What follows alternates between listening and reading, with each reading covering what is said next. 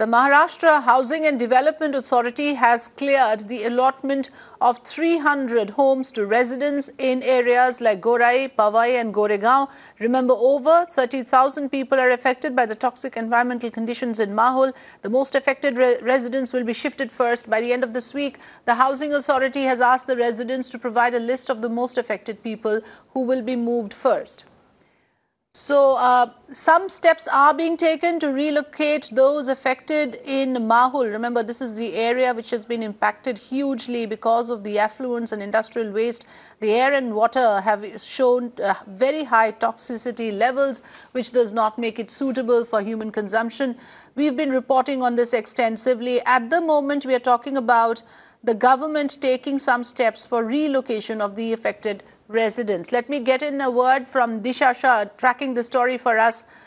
Disha, first of all, if you can give us an understanding of what exactly is the relocation plan? How many people will be shifted first? On what basis and criteria are the people being chosen?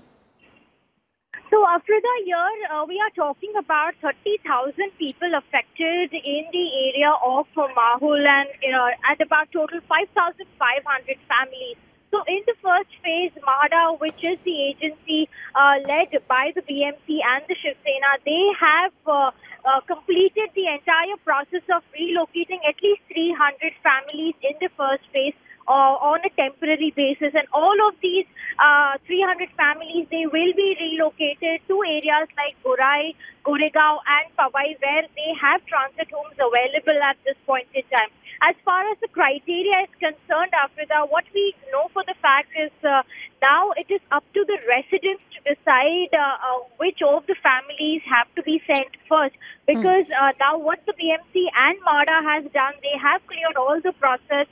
It's just now the residents have to decide that who are the most affected people at this point in time who are really sick and need immediate relocation at a better place for a healthy life. So they are going to just form a committee. The residents are going to form a committee and they are going to send a list out very soon. So once that list is ready, MHADA will be able to at least accommodate 300 families in the first phase by end of this week. Yes, but if you look at the proportion and the ratio, 30,000 people are impacted. Only 300 are getting homes in the first phase. Though we understand this is an important beginning. But is the state government really showing the kind of urgency that is required? Because protests, Disha, as you have been continuously reporting, have continued over 50 days now.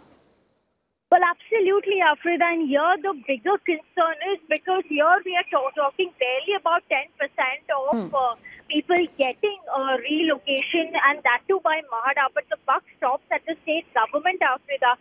They have to take some serious steps as far as ensuring that they are rehabilitated and relocated in a better place, which time and again all the housing ministers in concern, the environment minister, have assured and promised to these residents. But there is absolutely no word. It's been 50 days, Afrida, that all of these residents are protesting right on the footpath.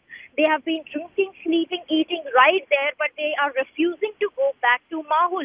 Their only demand is from the state government that relocation should be done in a proper manner, in a phase-wise manner, so that they are not affected and deaths do not record every day. Right, because Disha, the worry is in a lot of these cases what happens is a certain amount of tokenism is done. For instance, in this case now that there is a declared policy of 300 homes being allotted, after that we do not want the state government to go into a slumber again. Will the government understand that this is an incomplete process? 300 homes, way too little, isn't it, at this point, after so many protests and after so much of reporting that we have also done on the issue?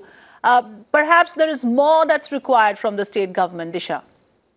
Well, that's right, Afrida. A lot needs to be done, and that's exactly what has been pointed out in the IIT Bombay's report as well, Afrida, which of course talks about how the area is not fit for human life. There is pollution which exists, water as well as air. So the state government needs to take appropriate measures for the welfare of the residents, especially living in those in that area. So here the state government is completely silent on this issue. They are just delaying the matter for what. They have been just very tight-lipped about it. They are not responding to the residents. They are not responding to the media about what exactly are the measures that the state government plans Okay, to let do. me bring in Disha, Bilal Khan, who's been extremely vocal about this entire issue, and he's been in the forefront of the protests.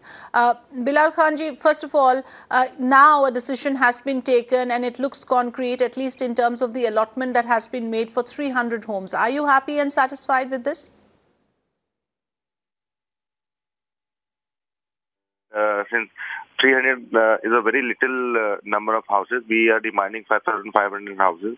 This decision about 300 houses was taken 2 months back, but it has formally been cleared yesterday. Yes. And this is done because Shiv Sena, which is little sympathetic to our cause, has Mahara in their control. So they announced it the moment we demanded these many tenements from them. They could they only allotted to whatever was available with them. But the major authority, which are like housing agencies like MMRD and SRA, are under the state government, and Chief Minister is the chairman of both these authorities.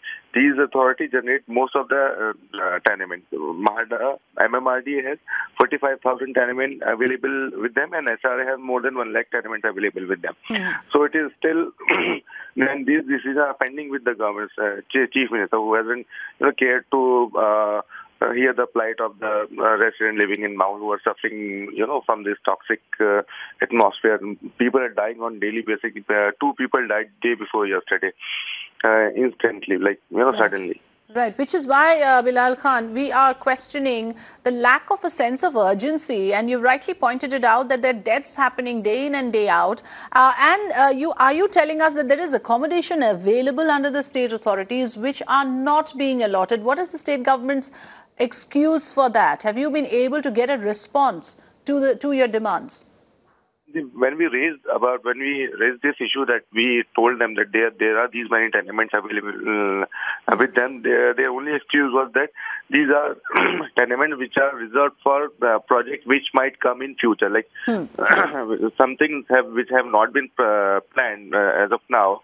They are assuming that there will be some projects with people in future, and these will be given to those people. So that's the illogical excuse that they give.